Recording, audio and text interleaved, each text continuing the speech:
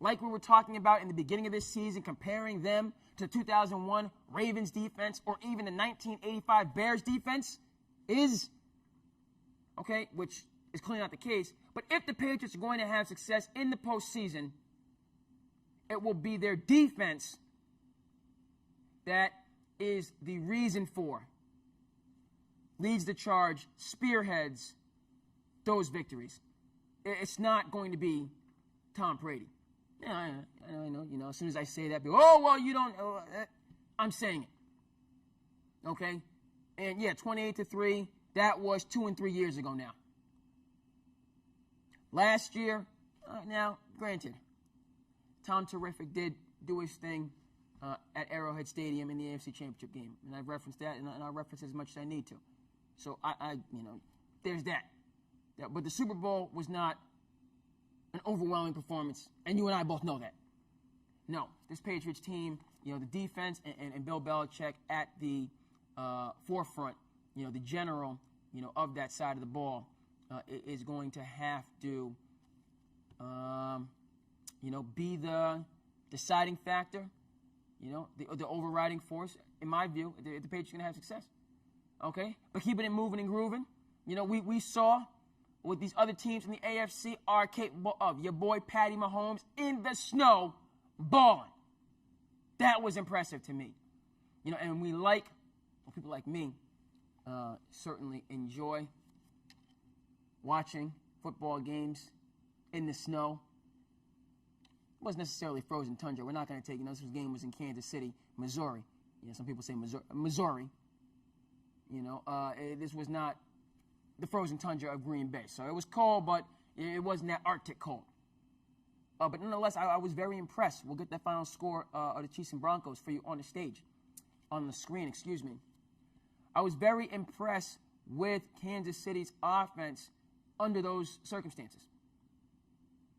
And as the Chiefs get healthy, have all their weapons, Tyreek Hill, Sammy Watkins, Travis Kelce, you still got Shady back there at running back.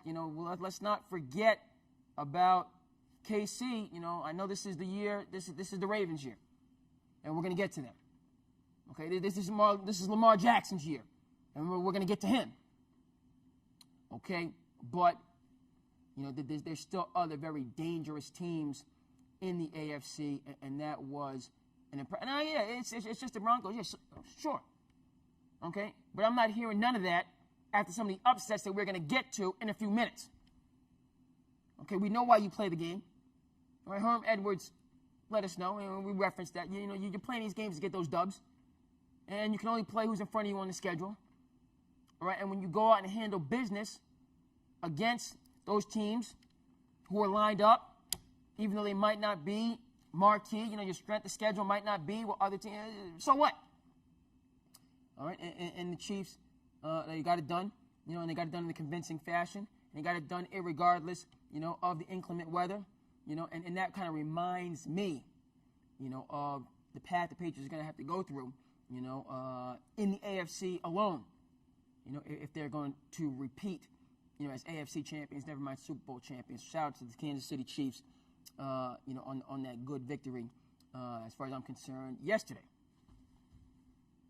Shout out to the San Francisco 49ers for playing themselves out of, possibly and probably, home field advantage, first place, and maybe some other things by their performance against the Atlanta Falcons. We're having this conversation. I'm going to shift gears momentarily here. We're having this conversation in my game, in our game, in the game of basketball. And there's some foolishness that has been discussed about the regular season. Folks theorizing and putting ideas in the atmosphere about changes, reducing the number of games, which I will say right now it is out of the question. I don't care if I'm not the commissioner of the NBA.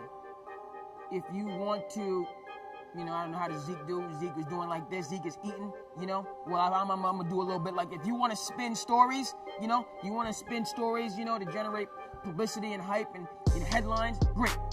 I can understand that. You know, all these news outlets, you know, and I myself, to a far lesser extent, you know, you need copy, you know, on a daily, on an hourly, you know, so not on a minute-by-minute basis. I understand that, all right?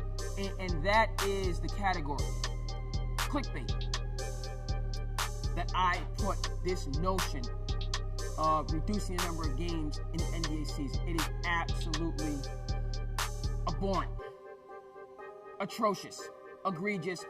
It's just out of the question. Particularly for, you know, somebody like myself. You know, when I was coming up, 1997, that's when we celebrated the NBA at 50. I'm not a young warthog anymore, trying to stay, you know, young as possible and flashy and all the rest of that stuff. I'm trying, you know, we talked about the fountain of youth that I'm searching for. Okay, the point of fact is 1997 is 22 years ago. So the NBA is coming up on its 75th birthday, sooner rather than later.